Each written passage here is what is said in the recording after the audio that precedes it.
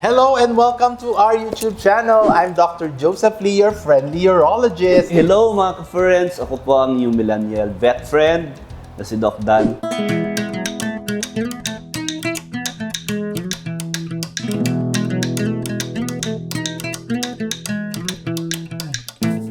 Ito talagang gusto kong topic na hindi ko pa nanggigigilan na nakikita ko lang, parang feeling ko kasi either it's very comfortable to our pets or natutuwa lang ang mga pet parents sa pinaggagawa nila. Ngayon, ang tanong ko kasi, okay lang ba dinadamitan ng ating mga alagang aso at pusa? Is it okay for them? May mga benefits din naman ito. Kaso nga lang, kailangan kasi number one, itaon natin siya sa environment.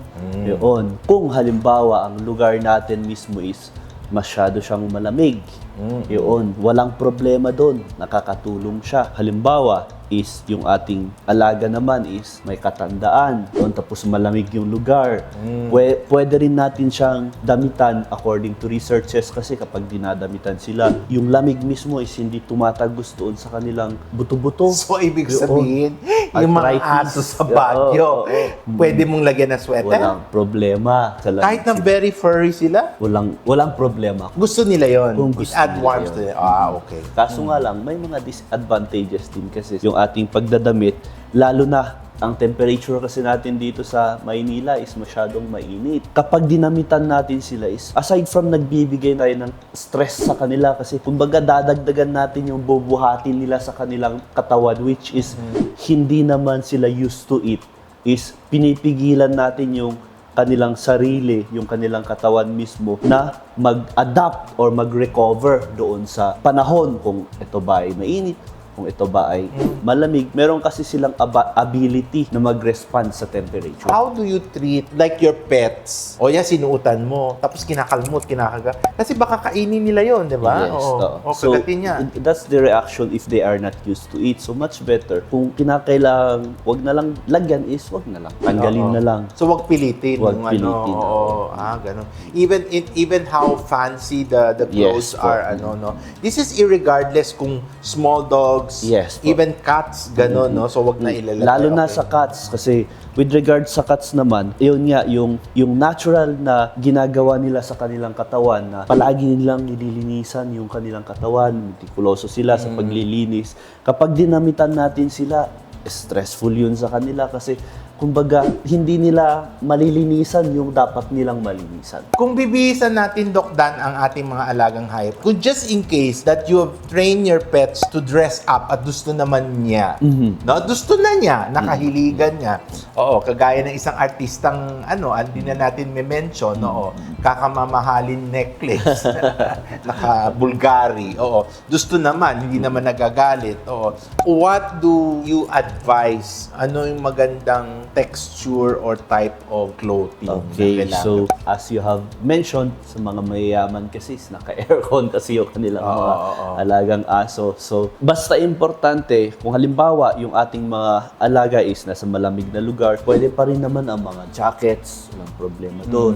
Yun. Pero kapag nasa mga maiinit na lugar tapos they are used to it naman is yung mga suiting. May mga kind of cloth kasi na suiting siya. Kahit mainit yung panahon is parang malamig pa rin siya sa kanilang katawan. Okay. So, okay lang. Okay lang. So, it's the nature and behavior of the pet parents na kung gusto mo, kung ayaw mo, nasa iyo. But just have to be cautious of, Yes. You have- not to overdo it, no? Just- So, okay lang, Doc Dan, naka-baby carriage Walang sila. problema. Basta, importante is, kailangan mo din ng proper training sa kanila para ma-adapt nila yon na makasanayan nila. Oo, kasi minsan hinihila, ayaw nila. No? Okay. For those who are intending to buy clothes for their pets, no?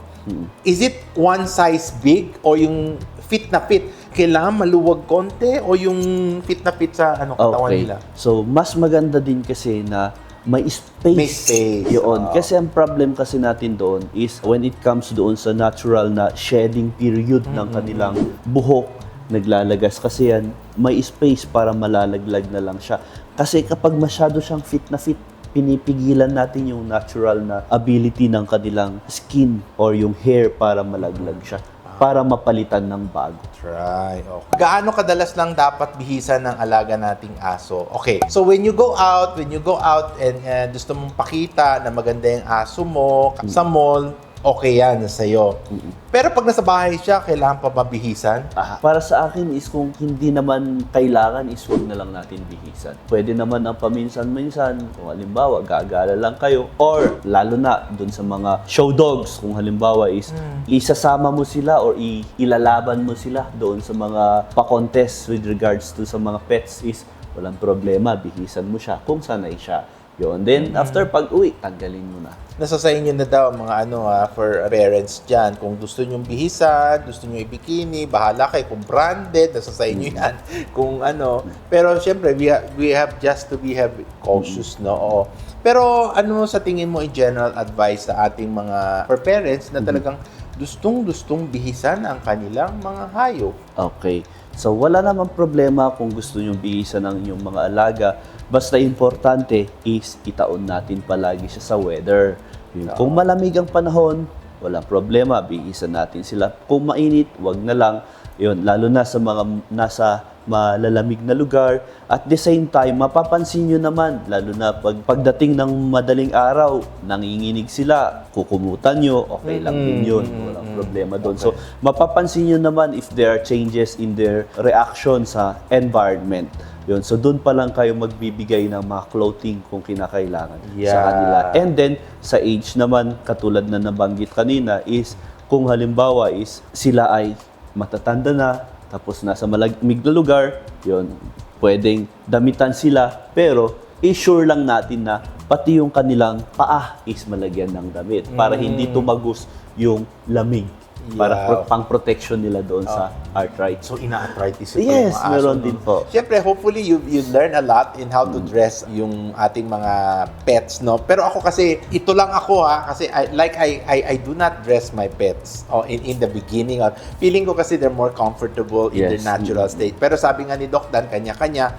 Pero you've heard a lot of tips from Doc Dan. If you really want to dress up your pets, bahala na kayo, no? Again, kung meron kayong mga katanungan at mga komento o suggestion, pwede naman kayo mag-leave ng message at mag-comment. Like nyo lagi ang aming mga episode at mag-subscribe sa aming YouTube channel. Muli ako po ang inyong friendly urologist na si Dr. Joseph Lee, kasama si Ang inyong millennial vet friend na si Doc Dan dito sa The Post Pet Lifestyle Channel.